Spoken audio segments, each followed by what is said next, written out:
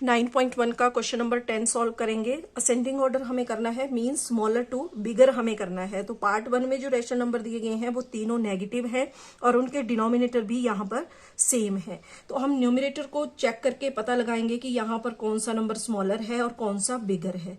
तो यहाँ तीनों डिनोमिनेटर हमने लिख लिए। अब यहाँ देखो, जब हम नंबर लाइन पे रिप्रेजेंट करते हैं नंबर को, से सेंटर में 0 आती है, राइट साइड में आते हैं पॉजिटिव नंबर और नेगेटिव नंबर आते हैं लेफ्ट साइड में। तो यहां पर देखो, हमारे जो न्यूमरेटर है वहां दिया है -3, -2 और -1। तो इसमें तीनों नंबर नेगेटिव है और हम जानते हैं कि जो नंबर पॉजिटिव के नियरेस्ट होता है वो बिगर होता है। तो यहां पर अगर हम कंपेयर करें तो -3 जो है वो स्मॉलर है -2 से और -2 स्मॉलर है -1 से। यानी कि इन तीनों को अगर हम कंपेयर करें तो -1 सबसे बड़ा है और -3 सबसे छोटा है। -1 क्यों बड़ा है? क्योंकि ये पॉजिटिव की तरफ है। तो इसी तरह से हम यहाँ पर न्यूमरेटर में चेक कर लेंगे।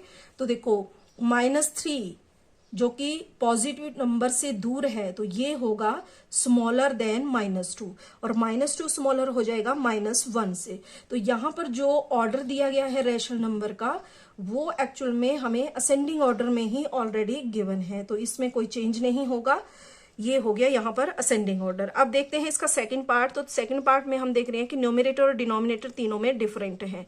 तो पहले तो हमें इनका डिनोमिनेटर सेम करना है with the help of LCM. LCM of 3, 9 and 3।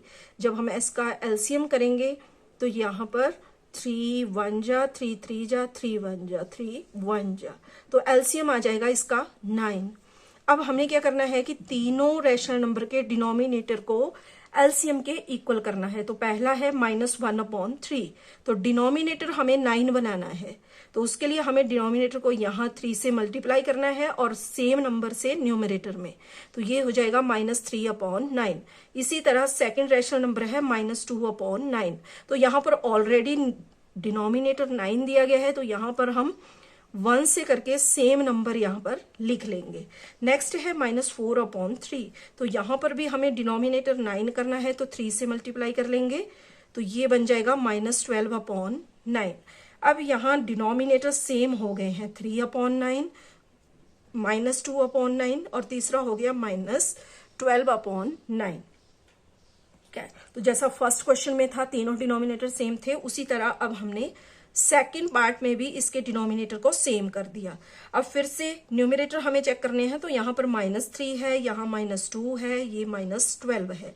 अब देखो, जो नेगेटिव नंबर जितना बड़ा है एक्चुअल में वो उतना ही छोटा है। तो यहाँ पर सबसे असेंडिंग में हम लिख रहे हैं स्मॉलर टू बिगर, तो यहाँ -12 वाला जो है वो हो जाएगा सबसे छोटा। तो -12/9 is less than -3/9 and -3/9 is less than -2/9।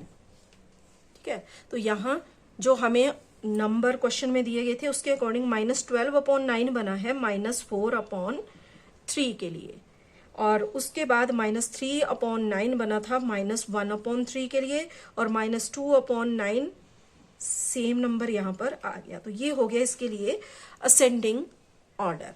अब चेक करेंगे इसका पार्ट 3, जिसमें हम देख रहे हैं कि डिनोमिनेटर तो अलग है लेकिन न्यूमरेटर सेम है। ठीक है, तो यहाँ पर जिसका डिनोमिनेटर बड़ा है एक्चुअल में वही यहाँ पर बड़ा कहलाएगा, बिगर नंबर कहलाएगा, लेकिन हमें असेंडिंग में लिखना है। तो असेंडिंग में हमें लिखना है स्मॉलर। तो देखो, तीनों के डिनोमिनेटर में यहाँ 7, दूसरे में 2, तीसरे में 4 दिया गया है। ठीक है, अब यहाँ पर हम न्यूमरेटर चेक नहीं करेंगे क्योंकि तीनों के न्यूमरेटर सेम दिए गए हैं और हमें डिनोमिनेटर को भी सेम करने की जरूरत नहीं है क्योंकि न्यूमरेटर सेम है। तो इसलिए बिना एलसीएम लिए हम डिनोमिनेटर को कंपेयर करेंगे। तो यहाँ पर हमें क्लियरली पता चल रहा है कि यहाँ पर सबसे स्मॉलर है 2।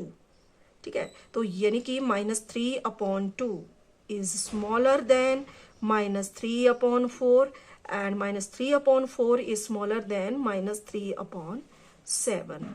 ठीक है, तो ये हो जाएगा इसके लिए असेंडिंग ऑर्डर।